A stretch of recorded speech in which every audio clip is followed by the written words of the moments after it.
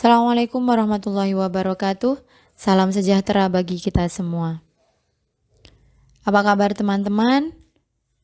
Semoga kita semua baik-baik saja. Baik, di sini kami dari kelompok 5 akan mempresentasikan materi tentang teori pembelajaran. Sebelum kami mempresentasikan materi tentang teori pembelajaran, izinkanlah kami memperkenalkan diri terlebih dahulu. Saya Dian Zuda sebagai moderator dan nanti akan menyampaikan materi tentang studi kasus siswa di dalam kelas. Yang kedua teman saya Nining Rahmawati yang akan menjelaskan tentang model-model pembelajaran. Dan yang ketiga teman saya yang bernama Sabrina Nola Rizky yang akan menyampaikan materi tentang teori pembelajaran. Oke, baik, langsung saja. Kita akan mulai memaparkan materi tentang teori pembelajaran terlebih dahulu yang akan disampaikan oleh Mbak Sabrina Nola. Kepada Mbak Sabrina Nola, saya persilahkan. Baik, terima kasih. Saya akan menjelaskan tentang teori belajar. Teori belajar merupakan suatu hal yang patut diketahui oleh para guru hingga orang tua, sebab macam-macam teori belajar dikatakan akan berpengaruh secara tidak langsung dengan ilmu yang akan diserap peserta didik. Teori ini merupakan kumpulan konstruk yang mampu menggambarkan fenomena secara sistematis. Fenomena tersebut bisa fenomena alam atau fenomena sosial. Baik, selanjutnya ada macam-macam penerapan teori pendidikan. Yang pertama ada teori behavioristik. Itu merupakan teori belajar yang mengedepankan perubahan perilaku peserta didik sebagai hasil proses pembelajaran. Yang kedua ada teori konstruktivistisme, merupakan teori yang mengakui bahwa peserta didik akan menginterpretasikan informasi ke dalam pikirannya hanya pada konteks pengalaman dan pengetahuan mereka sendiri. Maka pada kebutuhan latar belakang dan minatnya, teori ini juga mengedepankan kegiatan, menciptakan, serta membangun dari sesuatu yang telah dipelajari. Yang ketiga ada teori kognitif. Itu merupakan teori kognitif sosial. Teori yang menonjolkan gagasan bahwa sebagian besar pembelajaran manusia terjadi dalam sebuah lingkungan sosial. Selanjutnya ada penerapan teori behavioristik. Yang pertama, ada guru harus memberikan perhatian penuh kepada peserta didiknya. Yang kedua, guru perlu memperhatikan lingkungan belajar. Yang ketiga, guru memprioritaskan pembentukan perilaku dengan cara latihan dan pengulangan. Yang terakhir, ada proses pembelajaran harus dilakukan dengan memberikan stimulus dan mendapatkan respon dari peserta didiknya. Berikutnya ada penerapan teori konstruktivisme. Yang pertama, guru memberikan kesempatan kepada peserta didik agar dapat menyampaikan pendapatnya dengan bahasanya sendiri. Yang kedua, guru memberikan kesempatan kepada peserta didik untuk menceritakan pengalamannya. Yang ketiga, guru bisa menciptakan lingkungan pembelajaran yang kondusif agar peserta didik bisa belajar dengan maksimal. Yang keempat, memberikan kesempatan kepada peserta didik untuk membuat gagasan atau ide-ide yang baru. Selanjutnya ada teori kognitif. Yang pertama, pembuatan materi pembelajaran harus disusun dengan pola atau logika sederhana dan kompleks supaya mudah dipahami oleh peserta didik. Yang kedua, peserta didik bukanlah orang yang dewasa yang sudah mengerti dan mudah dalam berpikir. Oleh karena itu, guru harus memberikan pengarahan sesuai dengan usia peserta didiknya. Yang ketiga, setiap kegiatan pembelajaran harus memiliki makna sendiri yang dapat dipahami oleh peserta didik. Yang keempat, agar keberhasilan peserta didik tercapai, maka guru perlu mengamati perbedaan yang ada pada setiap peserta didiknya. Untuk materi selanjutnya akan dijelaskan oleh rekan saya. Dipersilahkan. Baik, terima kasih. Selanjutnya saya akan menjelaskan tentang model pembelajaran, yaitu teori konstruktivisme. Model pembelajaran dengan pendekatan konstruktivistik dapat menjadi solusi dalam menjawab kesenjangan dunia pendidikan ideal dengan kehidupan realistis yang dihadapi peserta didik. Lewat pembelajaran konstruktivistik ini, siswa akan mampu untuk melihat dan memahami realitas, mengembangkan kemampuan berpikir dan melibatkan perasaan yang memotivasi mereka untuk berbuat sesuatu yang konkret. Inti dari aplikasi pendekatan konstruktivistik dapat ditemui dalam pembelajaran kooperatif, model belajar penemuan atau yang dinamakan inquiry, model jigsaw, kooperatif scripting, dan model investigasi kelompok. Yang pertama, saya akan menjelaskan terlebih dahulu tentang pembelajaran kooperatif atau yang disebut cooperative learning. Cooperative learning adalah model pembelajaran dengan memberikan tugas kepada siswa yang lebih pandai dalam sebuah kelompok kecil yang hasilnya akan dipresentasikan kepada kelompok lain di dalam kelas. Hasil kelompok tersebut kemudian didalami dan ditanggapi sehingga terjadi proses belajar yang aktif dan dinamis. Jadi, di dalam kelas siswa membentuk kelompok kecil yang anggotanya tidak lebih dari 10 siswa agar interaksi antar mereka lebih dinamis. Keaktifan anggota kelompok sangat penting untuk mencapai keberhasilan optimal dalam membahas materi yang ditugaskan kepada mereka. Oleh karena itu, tugas guru untuk mengontrol dan memfasilitasi siswa pada saat diskusi berlangsung sangatlah penting. Selanjutnya, model belajar penemuan atau yang sering dikenal dengan sebutan inquiry. Model pembelajaran inquiry learning adalah kegiatan belajar yang menekankan pada pengembangan keterampilan, penyelidikan, dan kebiasaan berpikir yang memungkinkan peserta didik untuk melanjutkan pencarian pengetahuan. Di dalam model inquiry ini, diskusi dalam pembelajaran inquiry, guru mengarahkan kegiatan mental siswa sesuai dengan perencanaan. Siswa lebih banyak terlibat sehingga tidak hanya mendengarkan ceramah dari guru, melainkan mendapat kesempatan untuk berpikir. Siswa dapat merumuskan jawaban dari masalah yang disajikan dalam diskusi yang berbentuk dalam model pembelajaran inquiry. Selanjutnya tentang model pembelajaran bentuk jigsaw. Model pembelajaran ini adalah teknik pembelajaran kooperatif di mana siswa bukan guru yang memiliki tanggung jawab lebih besar dalam melaksanakan pembelajaran. Tujuan dari jigsaw ini adalah mengembangkan kerja tim, keterampilan belajar kooperatif, dan menguasai pengetahuan secara mendalam yang tidak mungkin diperoleh apabila mereka mencoba untuk mempelajari semua materi sendirian. Contoh dari penerapan model pembelajaran jigsaw adalah siswa dikelompokkan dengan anggota sekitar 4 orang. Tiap orang dalam kelompok diberi materi dan tugas yang berbeda. Lalu, anggota dari kelompok yang berbeda dengan penugasan yang sama membentuk kelompok baru. Setelah kelompok baru berdiskusi, tiap anggota kembali ke kelompok asal dan menjelaskan kepada anggota kelompok tentang submateri yang mereka kuasai. Kemudian, tiap kelompok ahli mempresentasikan hasil diskusi pembahasan dari diskusi materi tersebut. Selanjutnya, model pembelajaran kooperatif script.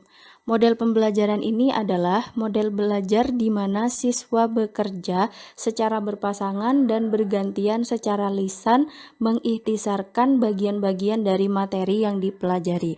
Contoh dari penerapan kooperatif script ini, guru membagi siswa untuk membuat berpasangan. Kemudian guru membagikan wacana atau materi tiap siswa untuk dibaca dan membuat ringkasan. Lalu guru dan siswa menetapkan siapa yang pertama berperan sebagai pembicara dan siapa yang berperan sebagai pendengar. Pembicara membacakan ringkasannya selengkap mungkin dengan memasukkan ide-ide pokok dalam ringkasannya, sementara pendengar menyimak, mengoreksi, dan melengkapi ide-ide pokok yang kurang lengkap. Lalu bertukar peran, semula sebagai pembicara ditukar menjadi pendengar dan sebaliknya. Kemudian lakukan seperti kegiatan tersebut. Yang terakhir, merumuskan simpulan bersama-sama siswa dan guru. Dan yang terakhir ada model pembelajaran investigasi kelompok. Model pembelajaran ini merupakan model pembelajaran kooperatif yang melibatkan siswa secara maksimal dalam kegiatan pembelajaran, mulai dari merencanakan topik yang akan dipelajari, bagaimana melaksanakan investigasinya, hingga melakukan presentasi kelompok dan evaluasi. Contoh penerapan model pembelajaran investigasi kelompok adalah model pembelajaran investigasi ini merupakan salah satu model pembelajaran kooperatif yang menempatkan siswa ke dalam kelompok-kelompok kecil yang beranggotakan 5 hingga 6 orang siswa yang heterogen. Kelompok dengan anggota yang tidak terlalu banyak akan mendinamiskan kegiatan dalam belajar sehingga setiap anggota akan merasa menjadi bagian dari kelompok yang bertanggung jawab. Penyusunan kelompok oleh guru dilakukan sebagai upaya antisipasi adanya masalah kesenjangan dalam kemampuan antar kelompok. Model investigasi kelompok menuntut siswa untuk belajar dalam kelompok dan mampu berkoordinasi dengan anggota kelompok lainnya dalam pemecahan sebuah masalah. Model pembelajaran ini, siswa diberikan kuasa penuh untuk memilih sendiri topik dari pembelajaran sehingga tahu gambaran yang akan dipelajari dan cara menjalankan investigasinya.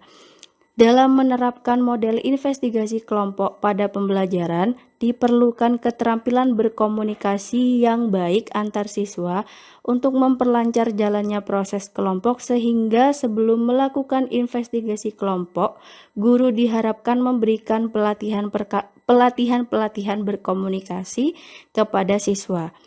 Keberhasilan pelaksanaan investigasi kelompok sangat tergantung dengan latihan-latihan berkomunikasi dan berbagai keterampilan sosial lain yang dilakukan sebelumnya. Selanjutnya, saya akan kembalikan kepada moderator. Terima kasih. Selanjutnya, kita akan mengenal beberapa studi kasus di dalam lingkungan sekolah yang akan dijelaskan oleh rekan saya. Terima kasih. Baik, terima kasih atas waktunya. Jadi untuk hasil diskusi yang terakhir yaitu membahas tentang studi kasus. Di sini kita diminta untuk memberikan cara memotivasi siswa di berbagai kasus yang berbeda. Kemudian yang pertama adalah di sini ada anak yang bernama Tania, umur 7 tahun, yang memiliki beberapa permasalahan tentang memiliki kemampuan rendah dan keinginan rendah untuk sukses. Jadi, ada beberapa hal yang bisa kita lakukan untuk bisa memotivasi siswa dalam kondisi seperti ini. Solusi yang akan diberikan ketika saya menjadi seorang guru yang pertama yaitu mengidentifikasi kelemahan atau kekurangan siswa dalam belajar. Dengan kelemahan ini, kita sebagai seorang guru berkesempatan untuk membantu siswa supaya terfokus terhadap masalah atau kekurangan yang dihadapi dengan cara melakukan pendekatan terhadap siswa tersebut. Diharapkan siswa tersebut memiliki kemampuan yang cukup dalam proses pembelajaran sesuai dengan kemampuannya. Dan yang ketiga yaitu memahami lingkungan tempat tinggal siswa. Nah, kondisi seperti ini juga sangat berpengaruh terhadap keadaan psikologi siswa. Namun, orang tua juga harus aktif dalam hal ini karena kondisi di rumah juga menentukan kondisi siswa. Oleh karena itu, peran orang tua sangat dibutuhkan guna membantu menjaga motivasi anak didik dalam belajar. Selain itu, guru bisa melakukan komunikasi dengan orang tua dengan mencari cara supaya kegiatan sehari-hari di rumah juga dapat berefek positif untuk siswa tersebut. Kemudian kasus yang kedua dialami oleh Samuel 10 tahun yang memiliki permasalahan tentang menjaga harga dirinya pada tingkat tinggi, memiliki rasa takut akan gagal yang kuat. Dalam hal ini, ada beberapa hal yang bisa kita lakukan sebagai pendidik. Yang pertama, tidak memandang sebelah mata siswa yang memiliki kemampuan kurang dalam belajar dan terlalu memuji siswa berprestasi. Karena kondisi seperti ini di satu pihak akan sangat menguntungkan bagi siswa untuk memotivasi siswa giat dan aktif dalam pembelajaran. Namun, di lain pihak akan mempengaruhi mental siswa dalam pembelajaran tersebut. Di sini kita sebagai pengajar harus berlaku adil pada seluruh peserta didik. Peserta didik yang rajin dalam belajar, mari kita dorong untuk tetap mempertahankan prestasinya. Sedangkan untuk peserta didik tertinggal, mari kita bantu untuk terus belajar dalam meningkatkan prestasinya. Yang kedua, memberikan siswa kesempatan untuk mencoba banyak hal baru tanpa ragu meskipun hal tersebut akan berhasil atau tidak. Dan yang ketiga, menggabungkan siswa berprestasi dan yang kurang dalam satu kelompok belajar, yang memberikan kesempatan untuk siswa berprestasi selalu bersyukur karena memiliki kemampuan yang lebih dan bersyukur bisa membantu teman dalam belajar. Selanjutnya kasus yang ketiga yaitu dialami oleh Sandra 13 tahun. Permasalahan yang dimiliki oleh Sandra adalah selalu tenang dan meremehkan kemampuan siswa lain. Kondisi seperti ini memang sering ditemui dalam kelas. Adapun beberapa cara yang bisa kita gunakan untuk meningkatkan seluruh peserta didik yang ada di kelas tersebut dengan menerapkan teori behavioristik. Yang pertama, guru lebih banyak memberikan contoh berupa instruksi selama mengajar. Jadi, Sandra tidak akan mengejek teman-temannya ketika gurunya aktif dalam memberikan instruksi secara langsung kepada seluruh peserta didik dan melibatkan peserta didik tersebut dalam kegiatan proses belajar mengajar. Selanjutnya yang kedua, saat guru melihat ada kesalahan baik pada materi ataupun siswa, maka guru akan segera memperbaiki. Di situ tentunya guru sudah melihat adanya kesombongan dalam diri Sandra yang sering meremehkan teman-temannya. Jadi hal yang harus dilakukan oleh guru yaitu dengan memanggil Sandra dan berbicara baik-baik, kita menasihatinya supaya tidak meremehkan teman-temannya lagi. Selanjutnya kasus yang terakhir yaitu Robert 16 tahun. Dengan permasalahan menunjukkan sedikit minat di sekolah dan tinggal bersama Bibi. Dalam permasalahan ini, penyelesaian untuk meningkatkan motivasi belajarnya yang pertama yaitu 1. Guru dapat memposisikan dirinya sebagai orang tua dari Robert karena bisa saja motivasi belajar Robert itu rendah dikarenakan tidak adanya dukungan dari orang tua. Yang kedua, siswa terlibat dalam pengalaman yang menantang dan berdiskusi. Ini saya ambil dalam materi penerapan konstruktivisme. Ketika guru membuat kelas tersebut menyenangkan, maka motivasi dari siswanya, terutama Robert, akan meningkat ketika kelas tersebut menyenangkan dan nyaman baginya. Jadi kesimpulannya adalah berdasarkan hasil paparan dan penerapan teori pembelajaran dalam menumbuh kembangkan perilaku peserta didik yang memiliki studi kasus khusus dalam kelasnya masing-masing. Itu saja dari kami kelompok 5, sekian dan terima kasih. Jika ada kesalahan mohon dimaafkan. Wassalamualaikum warahmatullahi wabarakatuh.